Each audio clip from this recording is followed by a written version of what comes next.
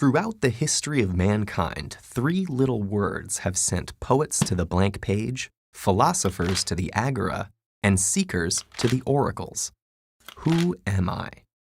From the ancient Greek aphorism inscribed on the Temple of Apollo, "Know thyself," to the Who's Rock anthem, "Who are you?" Philosophers, psychologists, academics, scientists, artists, theologians, and politicians have all tackled the subject of identity. Their hypotheses are widely varied and lack significant consensus. These are smart, creative people. So what's so hard about coming up with the right answer? One challenge certainly lies with the complex concept of the persistence of identity. Which you is who? The person you are today, 5 years ago, who you'll be in 50 years? And when is am? This week? Today? This hour? This second? And which aspect of you is I? Are you your physical body, your thoughts and feelings, your actions? These murky waters of abstract logic are tricky to navigate, and so it's probably fitting that to demonstrate the complexity, the Greek historian Plutarch used the story of a ship. How are you I? As the tale goes, Theseus, the mythical founder-king of Athens, single-handedly slayed the evil Minotaur at Crete, then returned home on a ship. To honor this heroic feat, for 1,000 years Athenians painstakingly maintained his ship in the harbor, and annually reenacted his voyage. Whenever a part of the ship was worn or damaged, it was replaced with an identical piece of the same material, until at some point, no original parts remained. Plutarch noted the ship of Theseus was an example of the philosophical paradox revolving around the persistence of identity. How can every single part of something be replaced, yet it still remains the same thing? Let's imagine there are two ships.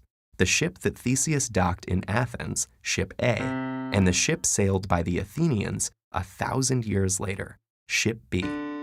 Very simply, our question is this: does A equal B? Some would say that for 1,000 years there has been only one ship of Theseus, and because the changes made to it happened gradually, it never at any point in time stopped being the legendary ship.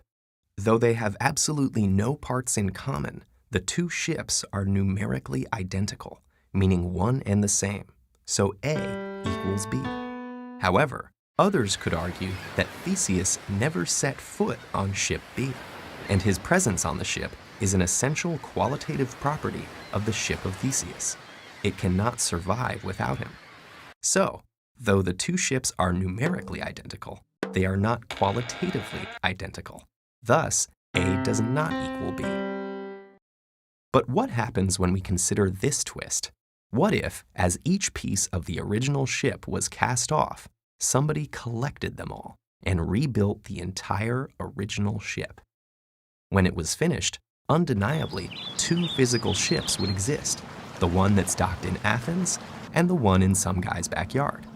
Each could lay claim to the title, the Ship of Theseus, but only one could actually be the real thing. So which one is it? And more importantly, what does this have to do with you? Like the ship of Theseus, you are a collection of constantly changing parts. Your physical body, mind, emotions, circumstances, and even your quirks, always changing, but still, in an amazing and sometimes illogical way, you stay the same too. This is one of the reasons that the question, who am I, is so complex. And in order to answer it, like so many great minds before you, you must be willing to dive into the bottomless ocean of philosophical paradox. Or maybe you could just answer, I am a legendary hero sailing a powerful ship on an epic journey. That could work too.